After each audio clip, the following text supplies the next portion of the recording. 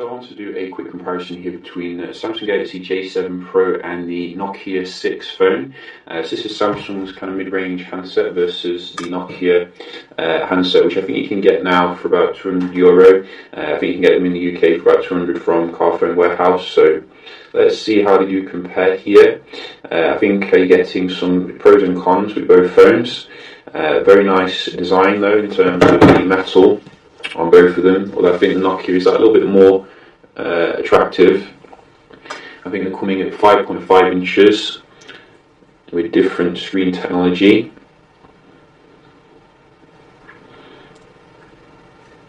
And different processors as well. So you can see the J7 Pro isn't messing around here in terms of the boot up, but the Nokia is not too far behind here. Now, as I said, the screen technology is way different here on both of them. I mean, the Samsung just looks so much better. Looking at it from this particular angle, you're getting a Super AMOLED display here versus the more LCD kind of display. But it's decent enough when you're looking head on. It just could have been a lot brighter, I think, for the Nokia.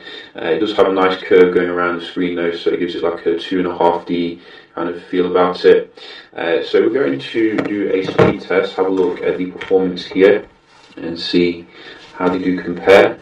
So everything's closed down and up to date. Let's try these ones. This is Snapdragon 430 versus Exynos 7 series budget processor.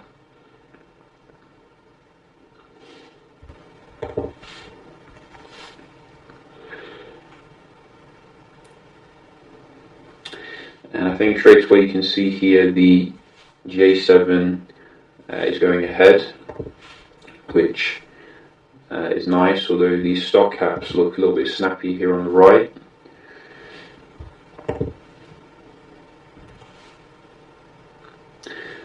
And I do think the Nokia does quite well in terms of, pushing around the Android, considering the more kind of entry-level processor, but I think they could have done a bit better in terms of the processor for future-proofing.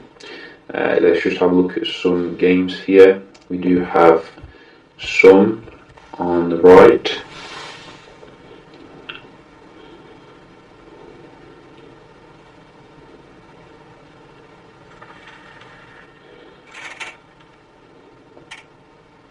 Yeah, so you can see again the J7 a little bit quicker to load the game.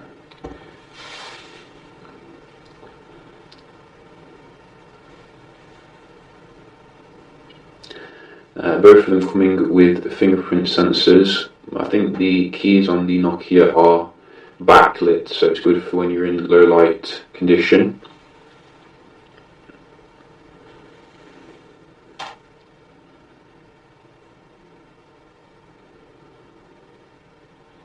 So you can definitely see here the J7 has much faster performance day to day when it comes to the game loads.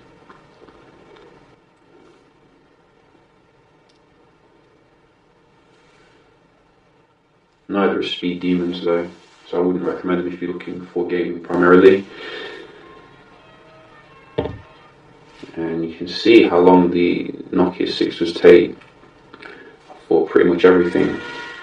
And eventually we get there. Finally, one more. So I think this is a total knockout. You can really see, apart from one or two stock apps, the J7 Prime has fantastic performance. J7 Pro, should I say. Samsung has so many different names now for its phones that you could lose track. So let's just have a look at the GPS performance on both of them.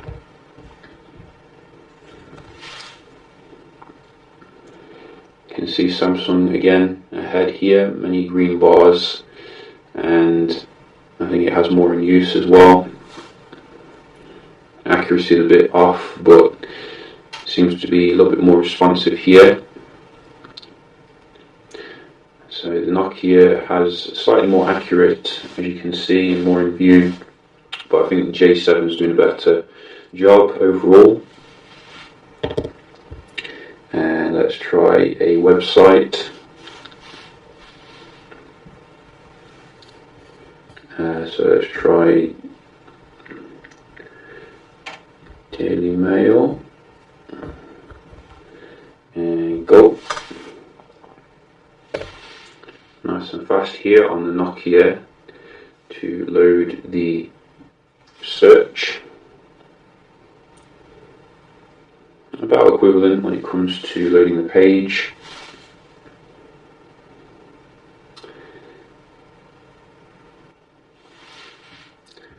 So look at the pictures here. So it looks like the Nokia is actually doing quite well here compared to the J7, although the screen's pretty dull in comparison.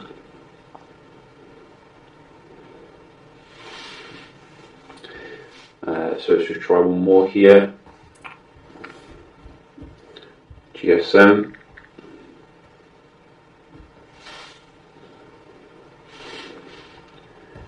And go. Again, Nokia here loading the pictures a little bit faster. So Nokia takes around here, I think, generally in terms of the web browsing. Very snappy compared to the J7 for some reason. Let's just try the multitasking. Hopefully Nokia will dominate here.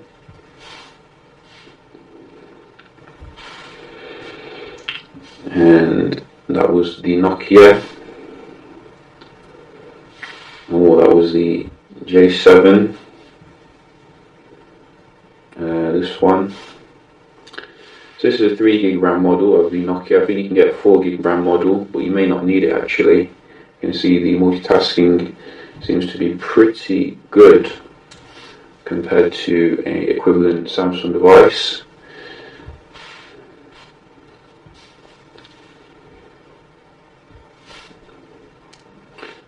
So I'm quite satisfied here that the Nokia is doing better for the basic apps.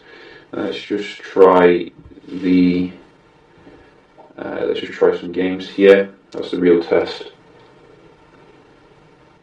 So both of them can't hold that one in memory. And let's try this one. Again, they both fall over here when it comes to games, unfortunately. So, you know, it was looking pretty good. Ooh, it was looking pretty good there. So that's how you get into the assistant on the Nokia. You just hold the home button, which is interesting. But it seems that the games was where the phone does fall over, unfortunately. So probably worth getting the 4 gig RAM model if you do a lot of gaming here. So quite interesting results. You can see overall the J7 was better when it came to the apps opening, but the Nokia did better in terms of the basic multitasking and the web browsing, which again shows you, you know, it's all about the lack of optimization with the Samsung software. I think the screen on the Samsung is far superior overall, but the build of the Nokia is probably superior overall in terms of this nice kind of chamfering and like Nexus 6P look about it. So I guess it's like what you prefer really. You prefer build quality over a nice screen. It's quite a tough choice between these two.